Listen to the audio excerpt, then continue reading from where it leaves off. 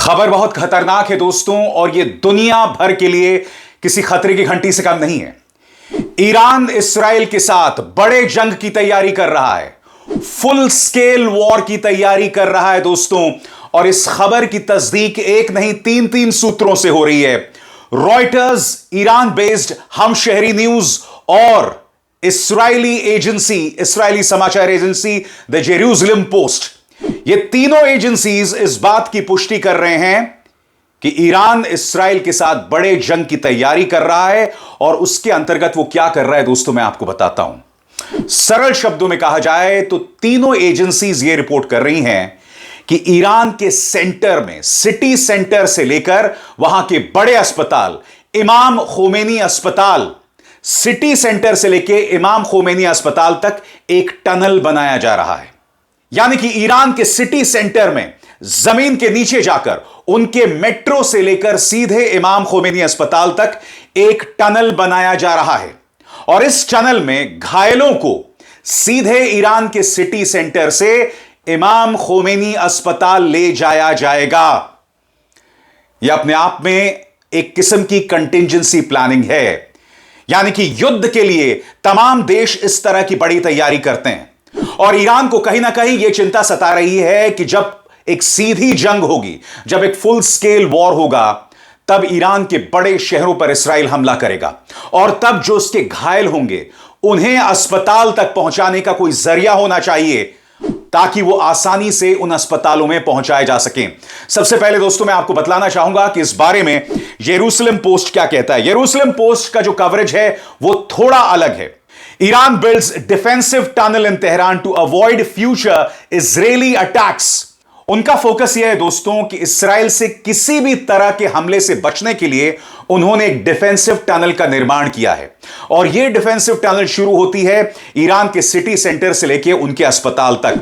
मैं आपको बतलाना चाहता हूं इस बारे में हम शहरी न्यूज और रॉयटर्स क्या कह रहा है। सबसे पहले रॉयटर्स, और यहां पर वो खबर मैं आपके सामने वैसी की वैसी पेश कर रहा हूं, उसका हिंदी में अनुवाद मैं करता चलूंगा।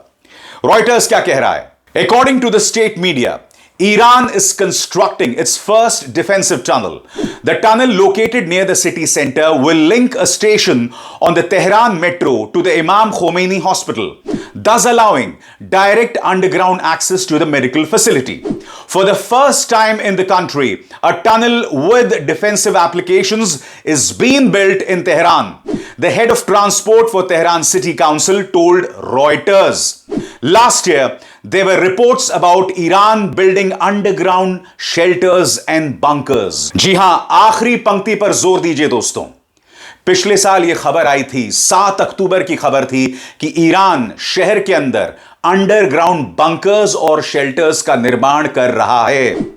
और आपको याद होगा दोस्तों, 9 साल पहले CNN की वो रिपोर्ट, जिसमें CNN ने यह बताया था कि किस तरह से ईरान ने अंडरग्राउंड मिसाइल बेस बना ली है। वो रिपोर्ट 9 साल पहले मैं आपको बतलाऊंगा दोस्तों, मगर मैं आपको बतलाना चाहता हूं इसके बारे में हम शहरी न्यूज एजेंसी क्या कह रही है।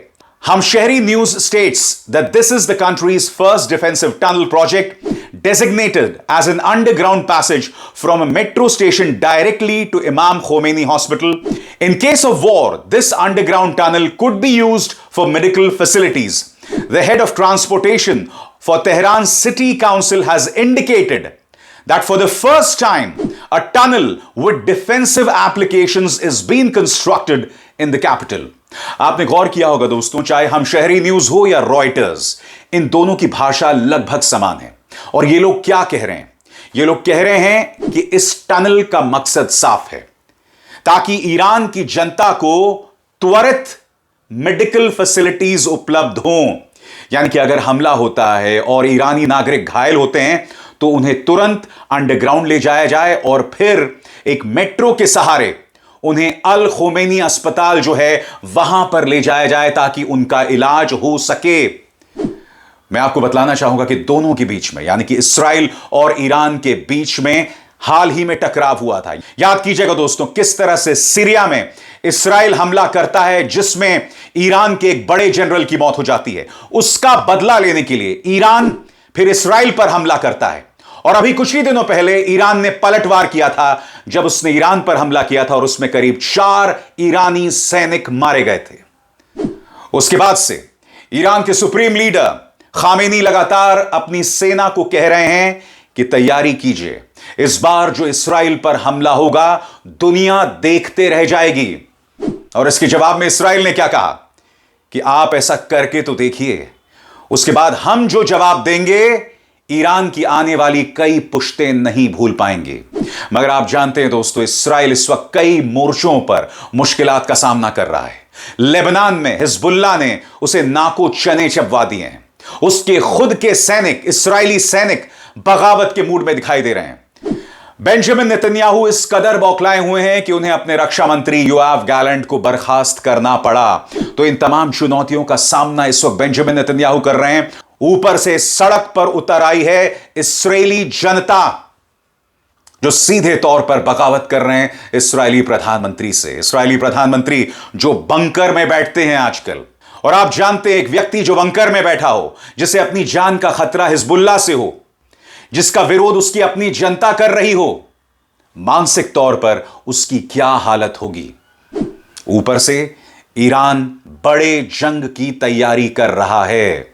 दोस्तों, आपको याद होगा पिछले साल बाकायदा यह खबर सामने उभर कर आई थी, वॉशिंगटन के हवाले से खबर थी, Iran unveils new underground airbase.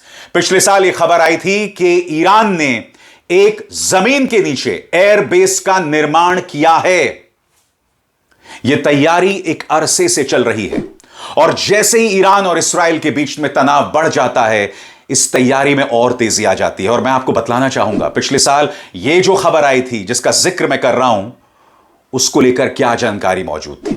सबसे पहले मैं आपको बतलाना चाहता हूं दोस्तों, 7 फरवरी को यह खबर सामने उभर कर आती है।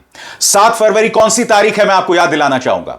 आपको याद है 1979 ईरान में इस्लामिक रेवोल्यूशन होता है, इस्लामिक क्रांति आती है। 7 फरवरी वो तारीख है जब ईरान के एयरफोर्स ऑफिसर्स इस्लामिक क्रांति का हिस्सा हो गए थे।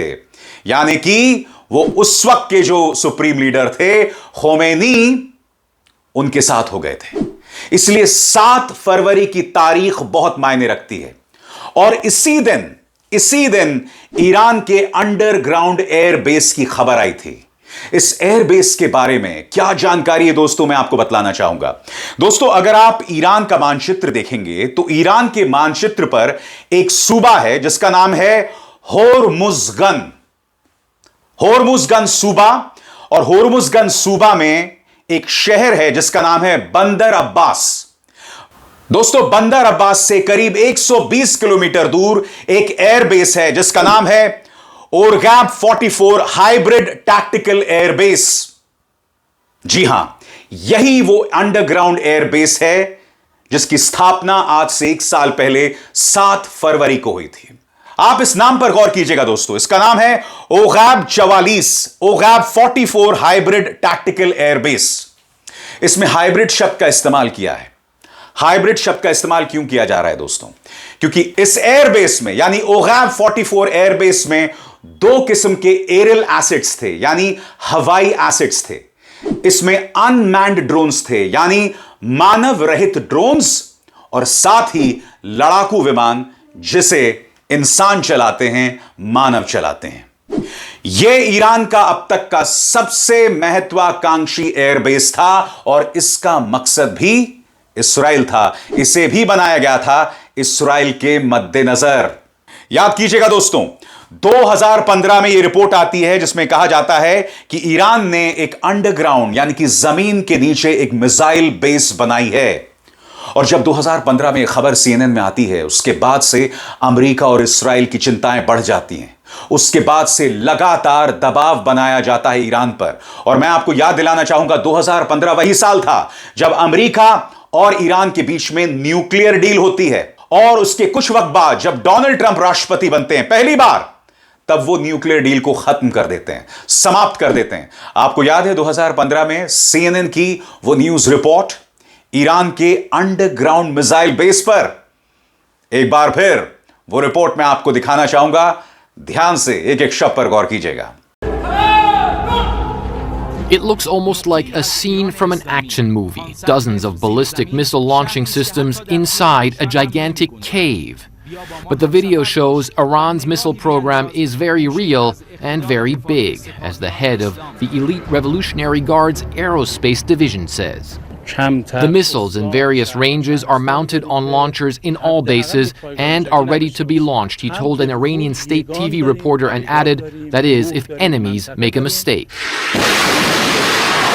The video was published only days after Iran test-fired a new generation of ballistic missiles Tehran says are capable of reaching targets in Israel, possibly breaching UN resolutions the U.S. believes. We've got strong indications that those missile tests did violate UN Security Council resolutions that pertain to Iran's ballistic missile activities.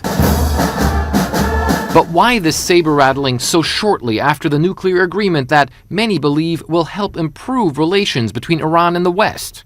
Iranian hardliners in the powerful conservative clergy and in the military say they fear American influence on the country could expand and warn their followers at recent Friday prayers. We will never allow America to enter into our culture, into our economy, or for the great Satan to influence our policy, the Supreme Leader's military advisor said. Anti-American and anti-Israeli rhetoric have increased, with Iran's Supreme Leader even saying that Israel will not exist in 25 years, a quote now on posters around the capital. But recent polls show a majority of Iranians want better relations with Western countries. Business leaders in Tehran hoping international investment will increase thanks to sanctions relief as a result of the nuclear agreement, which was ratified by Iran's parliament Tuesday by a large majority. Despite the strong messages sent by Iran's armed forces, so far the momentum brought on by the nuclear agreement doesn't appear to be fading. Fred Pleitgen, CNN, London. तो साफ तौर पर दिखाई दे रहा है दोस्तों कि Israel को लेकर ईरान की क्या तैयारी चल रही है, और ये दोनों देश जैसे जैसे युद्ध की तरफ बढ़ रहे हैं, जैसे जैसे किसी गंभीर टकराव की तरफ बढ़ रहे हैं, दुनिया में थर्ड वर्ल्ड वॉर का खतरा छा रहा है। और अगर दुनिया थर्ड वर्ल्ड वॉर की तरफ बढ़ेगा, एक गंभीर टकराव की तरफ बढ़ेगा, तो मैं आपको डराना नहीं चाहता, हम अपने खात्मे की तरफ चल नहीं रहे, दौड़ रहे हैं। क्योंकि देखिए, जैसे ही दोनों देशों के बीच में सीधी जंग, फुल स्केल वॉर होता है, तब इस बात से इनकार नहीं किया जा सकता कि एक पक्ष परमाणु वेपन्स का इस्तेमाल करे, न्यूक्लियर वेपन्स का इस्तेमाल करते हैं। और आप जानते हैं, एक बार एक पक्ष ने न्यूक्लियर वेपन्स का इस्तेमाल किया, तब क्या होने वाला है। तब हम नहीं जानते दोस्तों कि ईरान क्या करेगा, तब हम ये नहीं जानते इस्राइल क्या करेगा, तब हम ये भी नहीं जानते कि इन न्यूक्लियर वेपन्स की हद, इनकी लक्ष्मण रेखा क्या होगी। यह अपने आप में बहुत चिंतित करने वाली बात है, और चिंतित करने वाली कई और बातें हैं। संयुक्त राष्ट्र ने कहा है कि इस वक्त जो गजा में हो रहा है वो जेनोसाइड है, वो एक नरसंहार से कम नहीं है। मैं आपको बतलाना चाहता हूं इस बारे में अल जजीरा की खबर।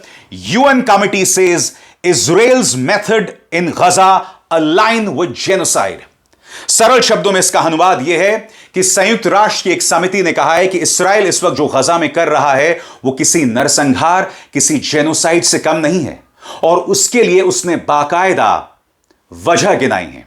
वो क्या है, आपकी स्क्रीन पर। UN Special Committee says Israel's warfare methods in Gaza are consistent with genocide, including the use of starvation as a weapon of war.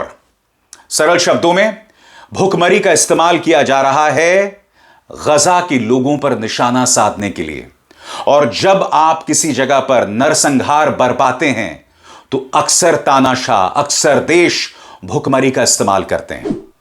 मैंने आपको इसी मंच पर बताया था कि किस तरह से पिछले एक महीने में इस्राइल ने उत्तरी गजा में संयुक्त राष्ट्र के सिर्फ एक अभियान को प्रवेश की अनुमति दी है। और बात यहां नहीं रुकती, जहां जहां पर संयुक्त राष्ट्र का सामान पड़ा हुआ है वहां वहां पर इस्राइल हमला बोल रहा है। मैंने आपको बार बार बताया है कि गजा का जो कमाल अदवान अस्पताल है, वहां के डॉक्टर्स को बंधक बना लिया गया है। अभी हाल ही में मैंने आपको एक वीडियो दिखाया था जिसमें मैंने आपको बतलाया था दोस्तों कि किस तरह से बाकायदा कमाल अदवान अस्पताल पर हमला किया गया है। तो डॉक्टर्स को बंधक बनाया जा रहा है, उन्हें गायब किया जा रहा है, अस्पतालों पर हमला किया जा रहा है। और अब संयुक्त राष्ट्र की समिति कह रही है कि भूखमरी के जरिए गजा के लोगों को निशाने में लिया जा रहा है। संयुक्त राष्ट्र की समिति और क्या कहती है, इस पर भी गौर कीजिएगा।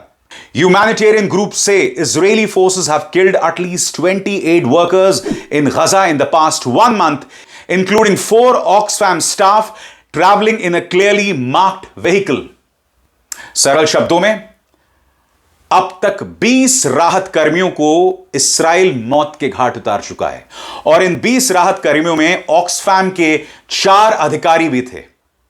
वो ऐसी गाड़ी में जा रहे थे जिसमें साफ तौर पर लिखा हुआ था ये लोग ऑक्सफैम से हैं, मगर बावजूद इसके इस्राइल ने उन पर हमला किया। अब तक क्या हुआ था दोस्तों, इस्राइली एयरफोर्स फलस्तीन के पत्रकारों पर निशाना साध रहा था, लेबनान के पत्रकारों पर निशाना साध रहा था, मगर अब वो संयुक्त राष्ट्र के अधिकारियों को भी नहीं बख्श रहा है। 20, सही सुना आपने, 20 अधिकारियों को मौत की घाट उतारा जा चुका है, जिसमें 4 ऑक्सफैम के हैं। ऑक्सफैम के अधिकारी एक ऐसी गाड़ी में चल रहे थे जिसमें साफ तौर पर लिखा हुआ था, फिर भी इस्राइल ने ऐसा किया। एक तरफ चिंता की यह खबर और दूसरी तरफ ईरान बड़े हमले की तैयारी कर रहा है। ईरान जानता है कि वो इस्राइल पर हमला करेगा तो इस्राइल उसका जवाब देगा, और इस्राइल ने चेतावनी दी है कि अगर आप हमला करेंगे इस बार तो उसका ऐसा जवाब दिया जाएगा कि दुनिया देखेगी। ऐसी ही धमकी ईरान भी दे चुका है। ऐसे में दुनिया को चिंतित होना चाहिए कि हम खुद किस गर्त में अपने आप को दफन कर रहे हैं। अभिसार शर्मा को दीजिए इजाजत। नमस्कार।